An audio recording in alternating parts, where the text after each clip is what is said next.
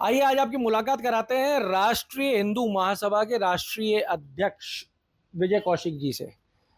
राजस्थान के अंदर यूजीसी विरोध का जो उबाल है वो अभी थमा नहीं है। हालांकि दिल्ली से कुछ तस्वीरें जरूर निकली थी जिस पे कहा गया कि ये जंतर मंतर की तस्वीरें हैं, पर वो जयपुर वाटर कैनन की तस्वीरें थी। वो हमने कल आपको दिखाया था कि वो गलत उससे प्रमोट किया जा रहा है, पर उबाल अभी थमा नहीं है। पहले भी ये ऐलान किया जा चुका था कि निकाय और पंचायती राज चुनाव के अंदर स्वर्ण समाज कोई बड़ा फैसला ले सकता है।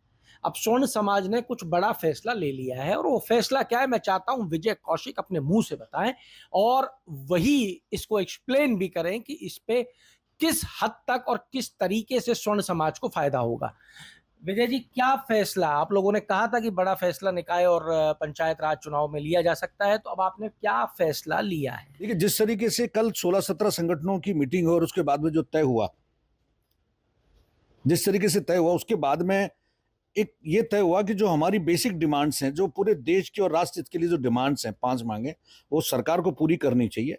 और अगर सरकार समय रहते वो मांगे पूरी नहीं करेगी तो अभी जो चुनाव है राजस्थान के अंदर, मांग क्या है आपकी? 5 मांगे हमारी प्रमुखता से है कि यूजीसी रोल बैक किया जाए, एक देश एक कानून, देश को हिंदू राष्ट्र घोषित किया जाए, गौ माता को राष्ट्रमाता घोषित किया जाए, और हमारी सबसे बेसिक मांग है ईडब्ल्यूएस अधिकरण। ये 5 मांगे हमारी हैं और ये 5 मांगे आज से नहीं है, ये बहुत टाइम से चल रही है। तो सरकार को मतलब बहुत टाइम से कुल मिला के सरकार ने आपकी मांगे नहीं मानी है, क्योंकि आप ही मान रहे हो ना इस बात को, तो बहुत समय से चल रही हैं, तो सरकार आपको अनसुना करती आ रही है। बिल्कुल स्वर्ण समाज को अनसुना करती आ रही है।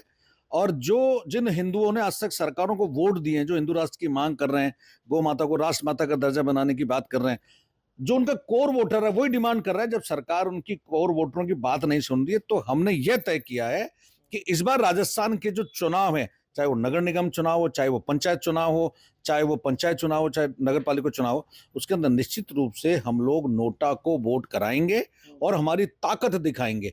देखिए, नोटा को क्यों वोट करना चाहिए? नोटा को इसलिए वोट करना चाहिए कि उसके अंदर एक नियम है कि अगर 10% से ज्यादा अगर आपकी वोटिंग हो गई तो यहाँ का चुनाव कैंसिल हो सकता है राजस्थान का। अगर कोई कैंडिडेट 800 वोट लेकर के आ रहा है, नोटा के अंदर 801 वोट पड़ गए, तो वहां का जो चुनाव है वो कैंसिल हो सकता है, वो दोबारा होगा। ये आपकी ताकत है। तो स्वर्ण समाज इस बार ताकत दिखाएगा। इस बार स्वर्ण समाज राजनीतिक पार्टियों में वो लोग जिन्होंने आज तक इन मुद्दों पे अपना मुंह नहीं खोला है, और जैसे ही चुनाव आते हैं वैसे ही राजनीतिक पार्टियां कई सारे दल खड़े कर देती है, जिससे 1-2 आदमी, 2-3 आदमी अगर कोई जीत करके आते हैं तो बाद में उनको खरीद फरोख्त कर ले। तो अल्टीमेटली जाना तो वही है, उसी गर्त में। मैं फिर कह रहा हूं आपको कि इन मुद्दों के ऊपर जो बंदा बोलेगा, इन मुद्दों के ऊपर जो बंदा हमारा समर्थन करेगा, विजय कौशिक और पूरा संगठन और जो भी हमारी मांग है उनका समर्थन करेगा। हमारी पूरी टीम उनका बकायदा कैंपेनिंग करेगी। मैं खुलेआम कह रहा हूं, कोई बोले तो सही, दबी छिपी बात से कुछ नहीं होता है। लाठियां हमने खाई है, संघर्ष हमने किया है, देश के अंदर हम बुरे बन रहे हैं, देश से दुश्मनी हमने मोले रखी है, पार्टियों से दुश्मनी हमने मोले रखी है। किस लिए?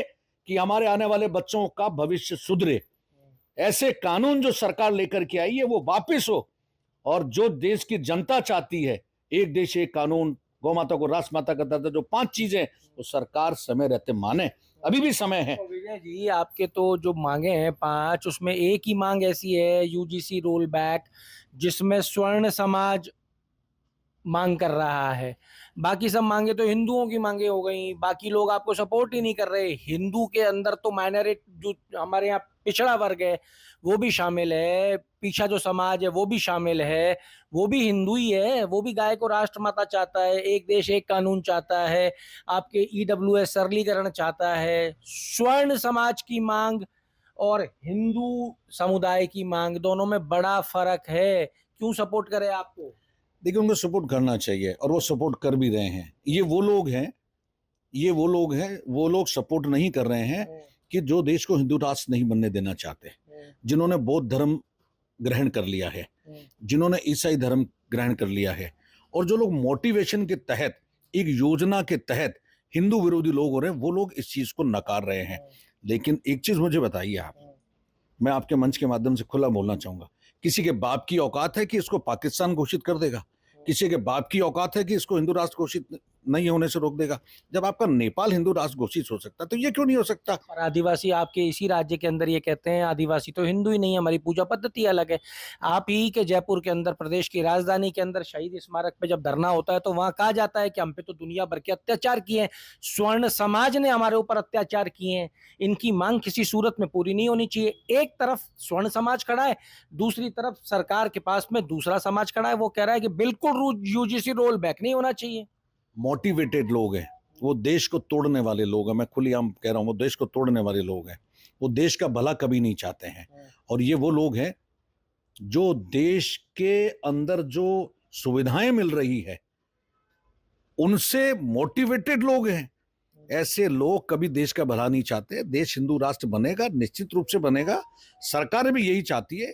जिस समय सरकार के पास पूर्ण बहुमत हो गया और जिस समय हमारे जैसे लोग सत्ता में आ गए, 402 का नारा किसका था? 402 का नरेंद्र मोदी जी का नारा था।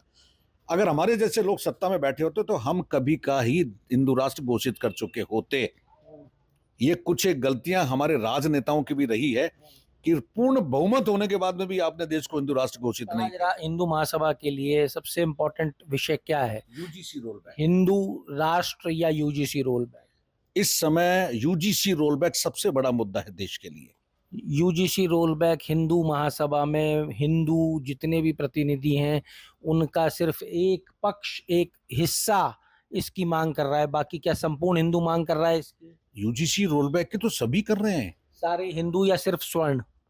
यूजीसी रोल बैक की मांग तो वो तबका भी कर रहा है जो तबका हमारे साथ कॉलेजों में पढ़ा है। आप देखिए महिपाल मकराना जी की और हमारी जो संयुक्त रूप से जो यात्रा चल रही है उसके अंदर ओबीसी वर्ग भी हमारे साथ है, उसके अंदर एसटी एससी के वर्ग के लोग भी हमारे साथ हैं। वो हमसे बंटना नहीं चाहते। ये राजनेताओं का षड्यंत्र है सनातन को बांटने का, देश को हिंदू राष्ट्र घोषित नहीं करने का एक षड्यंत्र है। ये सनातन को बांटने का काम है। एक तरफ तो हमारे मुद्दों से ध्यान भटकाया जा रहा है। 100%। कौन से मुद्दे आपको नजर आ रहे हैं जिनसे ध्यान भटकाने का प्रयास है? मुद्दा सिर्फ एक ही है कि देश के अंदर देश हिंदू राष्ट्र नहीं बने। देश हिंदू राष्ट्र नहीं बनेगा तो इनको भटकाओ, इनको सनातन को बांटो। हमारे को बांटने का काम किया है। तो सबसे पहला जो इस समय हमारा मुद्दा है वो यूजीसी रोल बैक हो। देखिए आज पंजाब के अंदर हुआ, पंजाब के अंदर सरदार लोग भी साथ है, सरदार के जाट समुदाय भी साथ है। आप देखिए महाराष्ट्र में भी बहुत बड़ा आंदोलन हुआ यूजीसी को लेकर के। सबसे पहली चीज तो एक चीज मुझे बताइए आप कि पूरे देश के अंदर अलग अलग कानून है।